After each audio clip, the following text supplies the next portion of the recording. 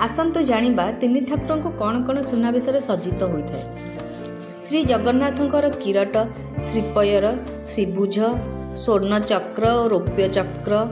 ओढ़ियाणी, चंद्रसूर्य, आड़कानी, घागड़ामाली, कदम्बमाली, बाहाड़ामाली, ताबिजमाली, सेबतीमाली, तिलक, चंद्रिका, अलका, झोबाकंठी, त्रिखंडिका, कमरपट्टी और श्री बलभद्रंकर किरटी, श्रीपयर, श्रीभुज, हल और मुसल, ओढ़ियाणी, कुंडल, चंद्रसूर्य, आड़कानी, घागड़ामाली, कदम्बमाली, बाहाड़ामाली, बाघनखमाली, सेबतीमाली, तिलक, चंद्रिका, अलका, झोबाकंठी, त्रिखंडिका, कमरपट्टी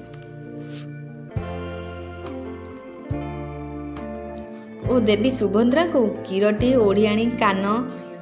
चंद्रसूर्य, घागड़ामाली, कदम्बमाली, सेबतीमाली, तगड़ी दुईटी इत्यादि आभूषण लगा जाइଥାଏ।